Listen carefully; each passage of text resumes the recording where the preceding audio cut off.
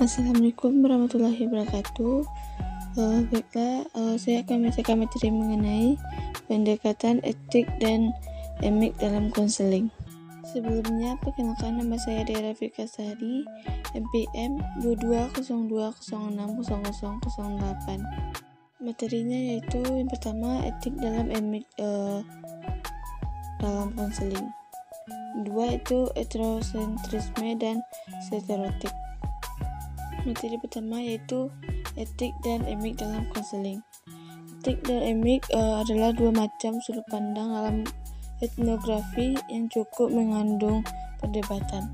Emik native atau point of view, misalnya mencoba menjelaskan suatu fenomena dalam masyarakat dengan sudut pandang masyarakat itu sendiri.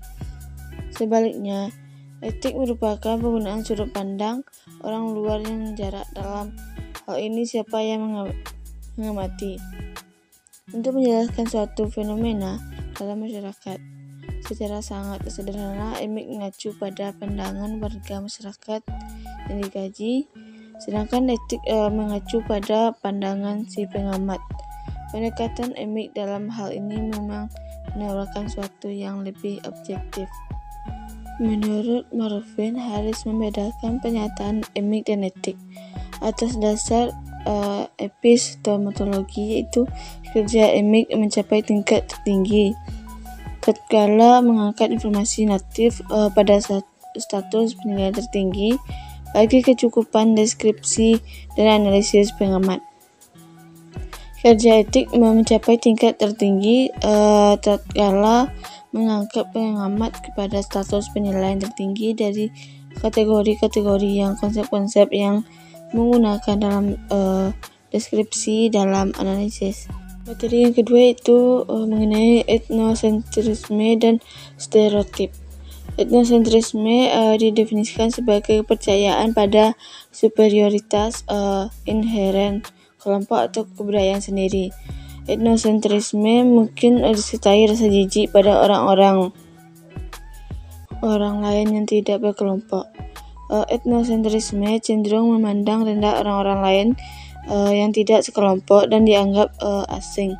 Etnosentrisme memandang dan mengukur budaya-budaya asing dengan budayanya sendiri. Jelas sekali bahwa dengan kita bersikap etnosentrisme, kita tidak dapat memandang perbedaan budaya itu sebagai keunikan dari masing-masing budaya yang patut kita hargai. Itu adalah kombinasi dari ciri-ciri yang paling sering ditampilkan oleh suatu kelompok terhadap kelompok lain atau oleh seseorang kepada orang lain.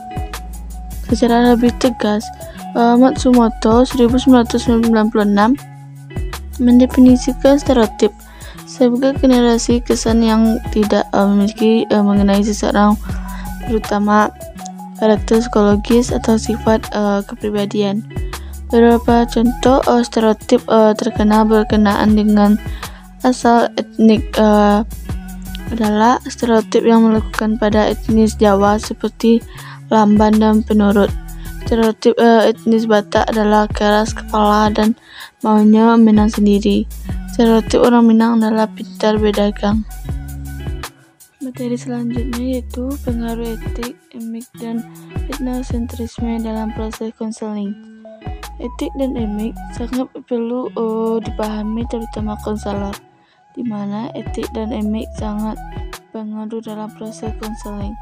Di mana dalam proses konseling, apabila seseorang konselor memahami betul tentang etik emik, maka dalam proses pun perbedaan dari klien dapat dianggap sebagai keunikan klien tersebut, sehingga proses konseling dapat mencapai tujuan secara optimal, yaitu mengenali masalah klien secara memberikan solusi masalah tersebut. Itulah materi dari saya. Kalau ada salah, saya minta maaf. Assalamualaikum warahmatullahi wabarakatuh.